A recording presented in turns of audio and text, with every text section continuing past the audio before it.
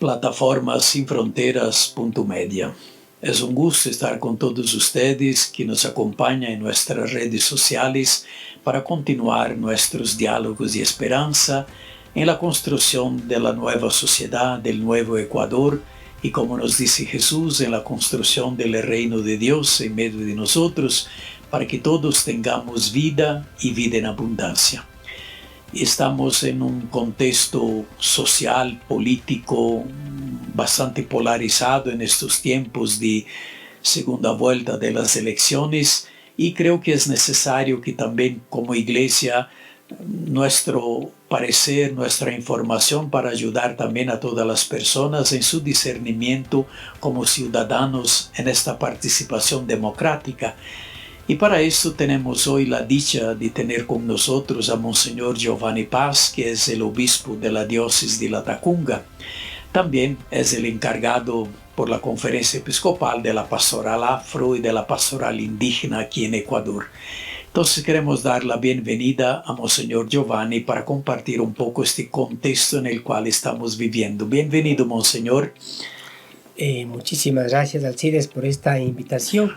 Y aquí estamos para responder a aquellas inquietudes actuales, que son las inquietudes de nuestro pueblo, ¿no es cierto?, las preocupaciones de nuestro pueblo. Gracias, Alcides, por la invitación. Monseñor, estamos en este contexto un poco polarizado por las cuestiones de las elecciones, de la segunda vuelta, y creo que el pueblo no tiene toda la información necesaria a veces de lo que está sucediendo, y a veces los medios de comunicación, las redes sociales, hoy principalmente el llamado TikTok, que es muy usado a veces en estos discursos políticos, con las fake news, que también funciona muy bien hoy. Entonces, un parecer así de parte de la Iglesia, ¿cómo estamos viviendo este momento histórico aquí en Ecuador?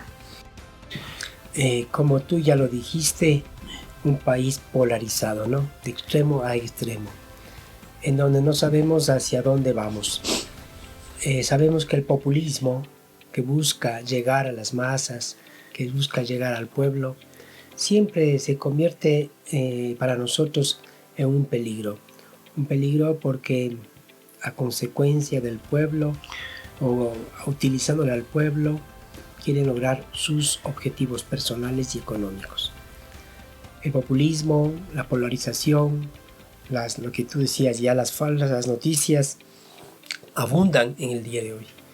Por eso la situación realmente es muy compleja porque existen situaciones del país como la inseguridad, la violencia, el narcotráfico, las extorsiones, que realmente están dominando todos los espacios de nuestra sociedad ecuatoriana. Se habla de narcomilitares, narcopolicías. Entonces, todas estas situaciones, expresiones del pueblo que dicen no creemos en nadie, ¿no es cierto? Yo también digo lo mismo. Yo no creo en ningún gobierno, ni de derecha ni de la izquierda, porque yo creo en Jesucristo. Y maldito el hombre que confía en el hombre, dice la palabra de Dios. Debemos confiar en Dios. Y las personas, les digo a mi gente, que seguirán comiendo del fruto de su trabajo, porque nadie les va a dar el pan de cada día, sino es fruto del trabajo. Entonces hay que seguir contribuyendo con el desarrollo de nuestro pueblo con el trabajo, buscando trabajar, ¿no? Hay situaciones de dolor y de sufrimiento. Yo descubro mucho dolor en nuestro pueblo, consecuencia hoy de la migración, ¿no? Meses atrás vivíamos cuánta gente salió de nuestros campus, de nuestras parroquias. En una parroquia había 1.500 niños en la catequesis. Hoy hay 400. Es alarmante los números. Y ahora, como lo de Trump en Estados Unidos, ¿cuántos están regresando y encadenados? O sea, hay dolor cuando me piden que bendiga a un familiar que está preso en Estados Unidos. Digo, bueno, no se preocupe que ya regresará, porque sabemos que eso es el fin de esta historia que ha sido dolorosa. Cuando estuve con el obispo de Darién, hablábamos de esta situación de la migración, lo que significaba el paso del Darién. y lo que significa el paso por México, ¿no? Un familiar de un sacerdote me contaba 2 meses de viaje a Estados Unidos y regresó. Dice, no volveré a nadie a Estados Unidos, ni tampoco aconsejaré a nadie. Entonces son tantas situaciones, lo cual hace que la pobreza en nuestro país crezca, porque si se fueron endeudados, regresan y la deuda sigue ahí. Entonces, y ante esa realidad, sin trabajo, por eso vivimos una situación muy difícil, compleja, que difícilmente encontraremos la solución en un gobierno. Si los gobiernos no buscan el diálogo con todos los actores sociales, difícilmente van a encontrar una luz en el camino. La verdad la hacemos todos. Y por eso, ojalá el gobierno que triunfe sea un gobierno de diálogo. Porque estoy convencido que cuando hay un problema, el único camino es el diálogo. Y para un problema habrá 1000 soluciones, hay que buscarla. Y todos estamos llamados a aportar. Por eso, cuando el Papa Francisco nos convocaba al Jubileo de la Esperanza, nos decía, aun cuando las diferentes situaciones son adversas, no podemos dejarnos robar la esperanza. Hay que venir a tener la esperanza, pero siendo cada uno protagonista de esas transformaciones del mundo de hoy. Tampoco podemos conformarnos con la realidad como está. Hemos vivido una crisis energética que nos habla del cambio climático. Y ante esta realidad de la casa común, ¿qué estamos haciendo? No basta con decir no tenemos luz, hay que hacer algo. ¿No es cierto? Hay que cuidar las fuentes de agua, hay que cuidar los bosques, hay que cuidar esta casa común. O sea, tenemos mucha responsabilidad todos, como dice el Papa Francisco, no, todos tenemos responsabilidad de la transformación del mundo de hoy. Necesitamos construir el cielo nuevo y la tierra nueva, que es el proyecto de Jesús, pero eso con hombres y mujeres nuevos, que piensen en el bien común por encima del bien personal y económico de cada uno. Hay que seguir cuidando este mundo inmenso y maravilloso que Dios nos concede. Por eso se requiere mucho esfuerzo, mucha dedicación, ideas claras, que no se dejen manipular por nadie, porque fácilmente encontramos caudillos que quieren seguir manipulando a nuestro pueblo. Monseñor, también hay una realidad, principalmente la cuestión de la cárcel de la Tacunga, que de vez en cuando se escuchan noticias, pero que a veces no dice todo lo que está por detrás de la pantalla a veces. Y creo que últimamente también usted ha pasado por experiencias de a veces también de amenazas por estar acompañando y viviendo esa experiencia. Y también la realidad que está ahí un poco cerquita de eso, la situación de Palo Quemado, que todavía continúa con esta cuestión de la minería ilegal ahí, supuestamente, entre comillas, legal, pero Sí. el pueblo está pagando las consecuencias, ¿no? Sí. Has topado 2 temas que en mi diócesis nos afectan mucho. Mira, antes se llamaba Centro de Rehabilitación Social. Eso significaba que aquel que entraba a lo que llamamos la cárcel, se buscaba una rehabilitación. Le cambiaron el nombre. O se llama Centro de Privación de Libertad. Por lo tanto, se elimina la rehabilitación social. ¿Y cómo se elimina? Existe en el Centro de Privación de Libertad de Cotopaxi personas que están estudiando en la Unidad Educativa Leonidas Pro Año, que son 1.500 alumnos. Existen alumnos de la Unidad Técnica Particular de Loja que deben terminar su carrera y no lo pueden hacer porque les quitaron los libros. Los profesores de la Pro Año no pueden dar las clases porque las personas privadas de libertad ni siquiera pueden salir de su celda. Entonces no hay derecho a la educación, que es un derecho fundamental. Se les ha quitado todo eso. No tienen derecho a la libertad religiosa. Nosotros antes íbamos 2 veces a la semana, lunes y miércoles todo el día. Hoy, la semana pasada apenas, nos han dado el autorizado que se llama para desde las 8:30 hasta las 11:30 estar ahí en el Centro de Privación de Libertad para celebrar la Eucaristía. Pero ¿cómo puede celebrar la Eucaristía en un pabellón donde todos están en las celdas y apenas el sacerdote con la mesa celebrando la misa en el centro del patio? Son situaciones realmente una auténtica violación a los derechos humanos.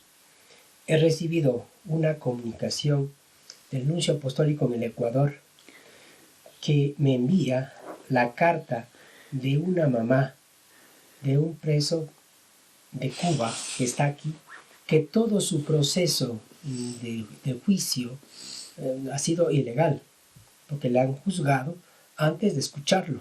Entonces, y esa carta dirigida de la madre al nuncio apostólico en Cuba, acompañada de la carta del obispo auxiliar de Cuba, lo hicieron llegar acá a la nunciatura apostólica. Me dice qué podemos hacer, qué pide esta mamá: asistencia espiritual y pastoral, dice la carta. Lo tengo hoy aquí conmigo. Entonces, ante estas realidades, no se sabe lo que pasa en el Centro de Privación de Libertad. Meses atrás no tenía ni qué comer, ¿no es cierto? Hace poco murió un preso que dijeron que era tuberculosis. Donde hay un tuberculoso, ¿será el único? Porque no tienen derecho a la salud, ¿sí?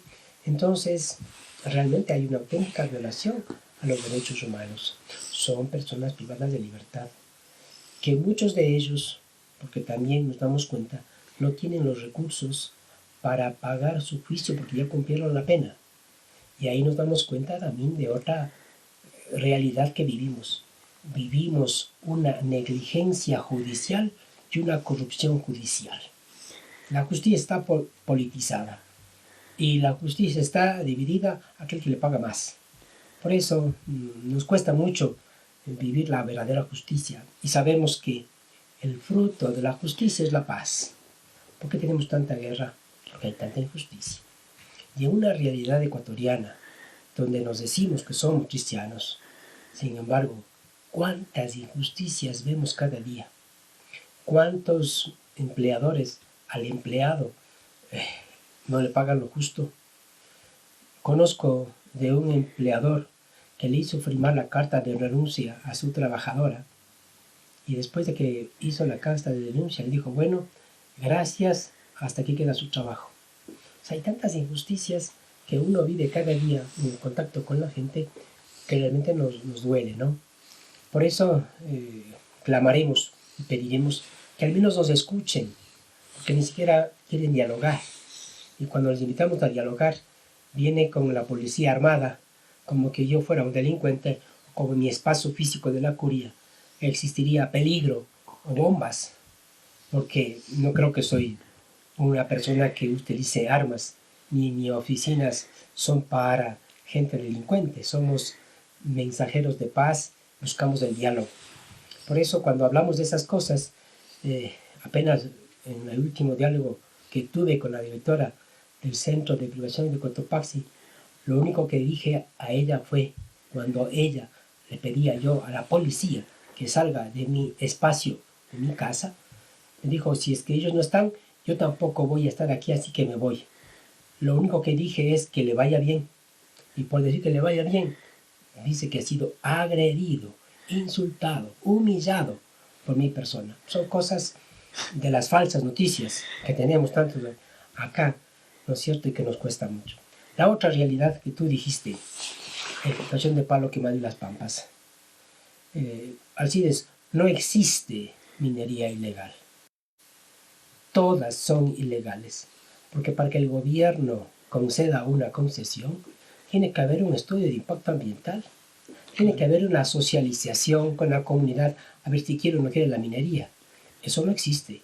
Y cuando quieren hacer eso, imponen la presencia militar de 500 personas, militares y policías, donde apenas hay 1.200 habitantes, y donde el campesino va a sacar la leche de la vaca acompañado de un militar al lado para ver si a lo mejor sale bombas de la vaca. O sea, esa es la realidad que hemos vivido. Por eso el año pasado, cuando en la diócesis era el año del cuidado de la casa común, hicimos el Vía Crucis de la vida. En cada estación reflexionábamos sobre los bosques, sobre la naturaleza, sobre la contaminación de los ríos, sobre los páramos, sobre la deforestación. Para mí fue un auténtico Vía Crucis cuando la presencia militar en Palo Quemado trajo espanto a los niños. Los niños decían, ¿nos van a matar? ¿Hemos hecho algo malo? Se cuestionaban con la presencia militar. Entonces, a la fuerza, a la imposición, no se puede conseguir la aprobación de una concesión minera. Por eso toda minería no es ilegal, porque se consigue por debajo de la mesa, comprando a las autoridades que conceden la concesión. Por eso digo yo que para nosotros trabajar y optar por los pobres, tenemos que luchar contra las estructuras gubernamentales y también a veces eclesiales. Lo digo así, ¿no? Porque lo vivo. Entonces, creo que Jesucristo nos dijo claramente, preocúpense por el reino de Dios y su justicia. Y ese es nuestro compromiso. Nosotros creemos en Jesucristo, creemos en la construcción del reino y construir justicia e igualdad en muchas ocasiones trae problemas y dificultades, pero hay que estar siempre dispuesto a vivir como lo dijo Jesús, el amor hasta dar la vida. Monseñor, también hay una experiencia bonita que ustedes están realizando en la diócesis de Latacunga, que es un trabajo con los jóvenes involucrados en ese proceso, ¿no?, de la casa común, de participación, de que ellos también sean, como se dice, ¿no?, sujetos del proceso de construcción de la casa común en medio de tanta destrucción. ¿Cómo es esta experiencia? Bueno, en Latacunga hemos construido el Parque Fratelli Tutti. Esto surge justamente de la experiencia de la jornada de la juventud que hicimos en Amaná. Íbamos a sembrar árboles porque parte de la visita pastoral que hago de una semana, de domingo a domingo, un día es el día Laudato Si. Y en ese día íbamos a sembrar árboles en la Loma de la Virgen, se llama así. Y en la Loma de la Virgen habían colocado un Vía Crucis. Y se nos ocurrió que en vez de llevar todas las plantas hasta arriba, pues en cada estación vayamos colocando las plantas, sembrando las plantas. Y eso lo hicimos. Y fruto de eso salió el Vía Crucis de la Vida. Nos invita a reflexionar sobre el cuidado de la casa común, porque el año pasado fue el año de la casa común en mi diócesis. Entonces eso surge en una visita pastoral con los jóvenes y lo que hicimos en esta ocasión, de una forma así espontánea, lo escribimos y luego se convirtió en el Vía Crucis de la Vida. Hoy también lo seguimos viviendo. Este día 16 de noviembre pasado, las comunidades juveniles en una jornada sembramos 3,000 plantas en San Pablo Tandanacui, allá en Latacunga, para la construcción del Parque Fratelli Tutti. Esa experiencia lo tratamos de fortalecer en cada visita pastoral y también tengo un encuentro con los chicos que van a ser confirmados. Antes de la confirmación tenemos un encuentro en donde los chicos preguntan lo que quieran saber del obispo o de la iglesia, ¿no? Y ellos hacen diferentes preguntas, ¿no? Por ejemplo, ¿por qué? ¿Quién le creó a Dios? Te dicen, ¿no? Es la cosa de los niños. O cuánto calza, y cuántas familias tiene, y de dónde es usted. Y así, ¿y cómo es mejor ser sacerdote o ser obispo? Son las preguntas de los niños, ¿no? Y entonces en ese diálogo muy cercano, muy fraterno, yo converso con los chicos lo que quieren saber de la iglesia o del obispo. La segunda parte les damos una formación sobre qué es la Laudato Si, esta hermosa carta del año 2015 del Papa Francisco. Y terminamos con la tercera parte, que es la siembra de los árboles. Así lo hacemos en las parroquias y también lo hemos hecho en Centro San Pablo para fortalecer y dejar el mundo mejor de lo que hemos recibido. Igual que donde botamos la basura, les animamos a que cuando vayan a hacer compras vayan llevando su fundita, su canasto como era antes.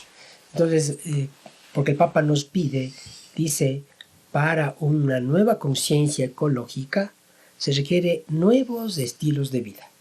Y lógicamente, un nuevo estilo de vida es apagar la luz cuando no se utiliza, botar la basura en su lugar, no contaminar los ríos, ¿no es cierto? Esos son nuevos estilos de vida. Y esos nuevos estilos de vida dependen de cada uno de nosotros. Es una actitud personal, un nuevo estilo de vida. Y eso pensando en el futuro, no en el hoy, sino en el mañana, para dejar el mundo mejor de lo que hemos recibido. Así vamos trabajando en varias áreas en la diócesis y en diferentes espacios. Pasando a otro tema que también es una realidad muy presente aquí en Ecuador, es la cuestión de la realidad de los pueblos originarios, los pueblos afroecuatorianos y los pueblos indígenas. Y Monseñor, usted acompaña un poco a partir de la conferencia episcopal estas dos realidades. ¿Cómo está en este momento? Porque todavía se escucha mucho, hay mucho racismo, hay mucha desprecio por estas culturas y a veces no se dan cuenta de todo lo que ellos aportan en la construcción de este nuevo Ecuador, ¿no? Sí, bueno, en la conferencia episcopal ecuatoriana existe el departamento de la Comisión de Culturas. Y esta Comisión de Culturas abarca hoy la pastoral indígena y la pastoral afro. Estamos al frente hoy dos obispos. El señor Carlos Yepes es el obispo, diríamos el responsable directo de la pastoral indígena, y mi persona estoy al frente de la pastoral afro. Esto lo hicimos desde el abril del año pasado, cuando asumimos estos nuevos compromisos y cambios que hubo en la conferencia episcopal ecuatoriana. La pastoral indígena ha tenido un camino. Este gran camino iniciado por Monseñor Leonidas Proaño, donde fundamentalmente la construcción del SIGNI nacional, que son los servidores indígenas de los pueblos y nacionalidades indígenas del Ecuador, los protagonistas son los servidores. Y hay que seguir trabajando en la formación de discípulos, de servidores que quieran servir a sus comunidades, tratando de que ese ministerio lo ponen al servicio en su comunidad y ellos hacen un camino. A nivel nacional tenemos dos encuentros del SIGNI nacional en el mes de mayo y en el mes de noviembre. El próximo mes de mayo será en Latacunga, ¿no es cierto?, del SIGNI nacional. Tenemos el SIGNI juvenil, que lo vamos a tener próximamente también en Latacunga. Y además de eso, el trabajo con los agentes de pastoral indígena. Son acciones propias de la pastoral indígena, como también el encuentro con los seminaristas indígenas. También es otro espacio de encuentro, porque también a los seminaristas el Papa Francisco nos decía, no se olviden de sus raíces. Y justamente hay que descubrir las raíces de dónde somos, pero también hay que descubrir el magisterio de la Iglesia respecto al acompañamiento a los pueblos originarios. La Asamblea Eclesial de América del Caribe colocó como un gran desafío el acompañamiento a los pueblos originarios, a los pueblos indígenas y afros. Entonces la palabra acompañamiento es estar con el pueblo, caminar juntos, y esto creo que este gran desafío para la Iglesia hay que hacerlo vida. Y se hace vida estando con ellos. Entonces a nivel de la pastoral indígena se ha hecho un camino, es un camino que lo empieza con mucha fuerza Monseñor Leonidas Proaño. Hablemos del padre Bartolomé de las Casas, hace muchos años atrás, ¿no? Este gran discurso de Montesinos, son protestas, manifestaciones de cómo era la realidad del mundo indígena, pero también cómo la Iglesia ha estado siempre también acompañando y estando con ellos. En el mundo afro igualmente tenemos experiencias.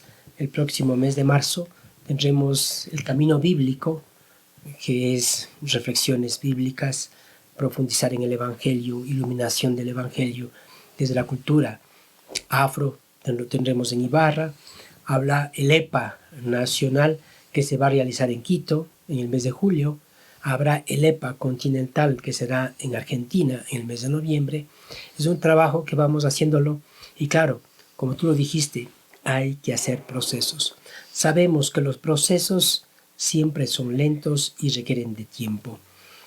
Pero considero que la tarea que estamos hoy haciendo en la iglesia, de acompañar, de estar con ellos, al menos es seguir fortaleciendo su identidad, valorando su identidad cultural, valorando sus tradiciones, sus signos de fe que todos tenemos y descubriendo lo que todos sabemos en teoría, ¿no? Las semillas del verbo en cada cultura. Y esas semillas del verbo en cada cultura deben seguir creciendo. Y creo que cuando uno trata de conocer y alimentarse de las diferentes culturas, pues uno sale enriquecido. Así que estamos en este camino, vamos haciendo este camino. Hay tanto en la pastoral indígena como en la pastoral afro, lo que llamamos el equipo de apoyo, el equipo de coordinación de agentes de pastoral que impulsan y acompañan a los obispos que estamos al frente para caminar con nuestro pueblo. Para ir concluyendo un poco todo esto, compartir de un trabajo bonito en esta construcción del nuevo cielo, de la nueva tierra, el reino de Dios en medio de nosotros, para todos nuestros seguidores de esta plataforma, unas palabras así de esperanza, de ánimo, de que todos estemos así comprometidos en la construcción de este reino de Dios en medio de nosotros. Estamos viviendo un tiempo especial y ese tiempo especial es el año jubilar, en donde todos somos peregrinos de esperanza. Pensemos en Abraham, peregrino en el pueblo, hasta llegar a la tierra prometida.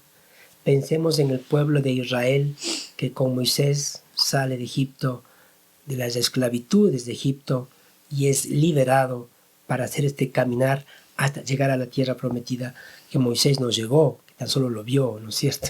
Allá queda y allá va su pueblo. Entonces todos somos peregrinos en esta tierra, y en esta realidad concreta en la cual estamos viviendo, todos estamos llamados a ser peregrinos de la esperanza, aún en las situaciones más difíciles, porque todos sabemos que después de la noche oscura viene la claridad de un nuevo día, y después de la cruz y la muerte viene la resurrección. Entonces lo que nos mantiene la esperanza es Jesucristo. Él es nuestra esperanza. Él es el camino, la verdad y la vida. Qué importante es, como así el signo del jubileo, que representa a esos tres hombres agarrados de la cruz, y esta cruz que se abre al pueblo, ¿no es cierto?, y que se ancla en las olas agitadas de cada día. ¿Quién no tiene olas? Pero el que nos da estabilidad y el que nos ayuda a caminar siempre adelante es Jesucristo, que nos ha dicho: yo estoy con ustedes todos los días hasta el fin del mundo. Por eso Jesucristo necesita de todos. Que todos sigamos soñando con el cielo nuevo y la tierra nueva. Ante las realidades existentes tenemos que actuar. Eso pasó Jesús y los discípulos. Los discípulos presentan un problema. Oye, despide a la gente, que no hay para tanta gente dar de comer aquí. Y Jesús les respondió: denles ustedes de comer. Cuando vemos una realidad, tenemos que actuar. Eso les dijo Jesús. Pero además recojan, que no sobre nada. O sea, Jesús nos enseña muchísimo, y aprendamos de Jesús, y que cada uno nos convirtamos realmente en verdaderos discípulos y misioneros de Jesucristo, que es el camino, la verdad y la vida. Muchísimas gracias, Monseñor Giovanni, por nos ayudar en este proceso de diálogo, de esperanza, de la construcción de esta nueva sociedad, del nuevo Ecuador, ayudándonos también a crear esta conciencia de que sí, todos participamos de este proceso y todos tenemos nuestra parte de responsabilidad, y ojalá todos podamos así sumar fuerzas para que de verdad construyamos esta nueva sociedad donde haya respeto, dignidad, justicia y paz para todos. Acompañemos también todo este proceso de estos 6 campesinos del cantón Las Neves, amenazados por esta empresa Curuminin, por luchar a favor de la tierra, de la vida. Entonces creo que es toda una lucha que asumimos como lucha del Evangelio por la vida de todos. Muchísimas gracias y acompáñenos en nuestras redes sociales en ese proceso de construcción a partir de nuestros territorios, de nuestra vida. Muchísimas gracias, Monseñor Giovanni, por compartir con nosotros también todo el trabajo como iglesia, como diócesis de la Tacunga en ese servicio. Gracias a ustedes, gracias de verdad, Alcides, que Dios te bendiga abundantemente, y gracias también a todos ustedes que nos ven a través de estas redes. Muchas gracias.